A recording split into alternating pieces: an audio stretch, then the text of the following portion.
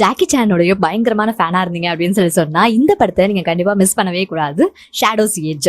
So இந்த படத்தை பொறுத்த வரைக்குமே நம்ம சீசன் 12 எல்லாம் பார்த்துருப்போம்ல, அந்த ஒரு மோட்ல தான் இருக்கு. அண்ட் இது வந்து ஒரு ஹையஸ்ட், ஒரு பக்கம் வந்து டிடெக்ஷன், அதாவது டிடெக்டிவ் அப்படிங்கிற மாதிரி இருக்கும்.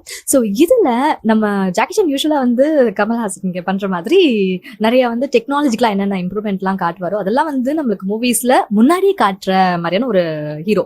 அது நம்ம எல்லாருக்குமே தெரியும். அண்ட் இதுல ஏஐ எல்லாம் எவ்வளவு அட்வான்ஸ்டா இருந்தாலுமே அதே நேரத்துல வந்து ஃபீல் ஒர்க் அப்படிங்கிறது, அதாவது இப்ப ஹியூமனோட இம்பார்ட்டன்ஸ் என்னென்ன அளவுக்கு இருக்கும் அப்படிங்கறதையும் வந்து இதுல காமிச்சிருக்கிறது இன்ட்ரெஸ்டிங்கா இருக்கு. கொள்ளையடிக்கிற கும்பல் எந்த அளவுக்கு வந்து ஒரு ட்ரிக்கியா இருக்கிற டெக்னாலஜிஸ் யூஸ் பண்ணியும் பிரெயின் யூஸ் பண்ணியும் வந்து போறது உங்களுக்கு பிடிக்கும் அப்படின்னா இந்த படம் உங்களுக்கு கண்டிப்பா பிடிக்கும். அண்ட் இந்த படத்தை பொறுத்த வரைக்கும் எனக்கு பர்சனலா என்ன அப்படின்னு சொன்னா, தமிழ் டப்டு கிடைக்குதா அப்படின்னு சொல்லிட்டு ரொம்பவே தேடினேன். ஏன்னா வந்து மத்த பிலிம்ஸ் எல்லாம் யூஸ்வலா அதே லாங்குவேஜ்ல பார்க்கணும் அப்படின்னு தான் தோணும்.